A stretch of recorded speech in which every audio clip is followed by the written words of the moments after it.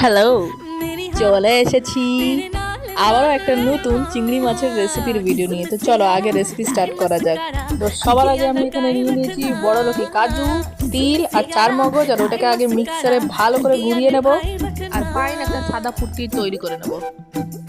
এবারে কড়াইতে তেল গরম করে নেব। আর কি দেখছেন, 3 দিকেই চাপানো। তো বিয়ে করলে শুধু ঘরের বাইরে আর ঘরের ভিতর না, বরঞ্চ গ্যাসেও 3 দিক সামলাতে হবে। এবারে চিংড়ি মাছগুলো একে একে কড়াইতে দিয়ে হালকা 30 সেকেন্ড মতন ভেজে তুলে নেব। এবারে সেই তেলের মধ্যেই গোটা গরম মশলা দিয়ে দেবো। ওই দেখুন, আবার ওই কড়াইতেও সবগুলো ছটফট ছটফট করছে বাইরে যাবার জন্য। একদিকে হচ্ছে চিংড়ি মাছ, একদিকে পানির চিলি, একদিকে হচ্ছে ভাত। এবারে দিয়ে দেবো এখানে 1 চামচ রসুন বাটা, 1 চামচ আদা বাটা, আর কাঁচা গন্ধটা যাবার পর ঢেলে দেবো কাজুর পেস্টটা। আর মশলার মধ্যে ওই একটু হলুদ গুঁড়ো, লঙ্কা গুঁড়ো আর বাস হালকা ধনে গুঁড়ো দিয়ে ভালো করে মশলাটা কষিয়ে নেব।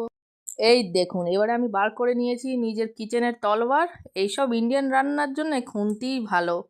আচ্ছা, আমার কিন্তু ভালো করে কষানো হয়ে গেছে, তেল ছেড়ে এসছে। এবারে আমি একটু দিয়ে দেবো ফ্যাটানো দই, এটা দিয়েও ভালো করে একবার কষিয়ে নেব।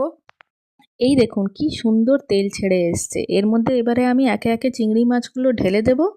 আর আমার ছোট বোনদেরকে বলি, যখন তোমরা অ্যাজ আ ফ্রেশার নতুন কিচেনে জয়েন করবে আমার মতন, তখন কিন্তু চেষ্টা করো যে চারিদিকে গ্যাসে বসিয়ে যত তাড়াতাড়ি হোক নিজের কাজ পুরো করে কিচেন থেকে লগ আউট করে যেও। নাহলে কিন্তু ইনস্টা স্ক্রল করার একদমই সময় পাবে না, সারাদিন কিন্তু কিচেনেই চলে যাবে, আবার পাও ব্যথা করবে।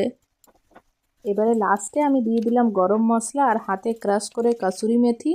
আমার তো রান্না রেডি। এবার যাই আমি ইনস্টা স্ক্রল করতে। আপনাদের সানডে কেমন কাটলো আমাকে কমেন্টে জানাবেন।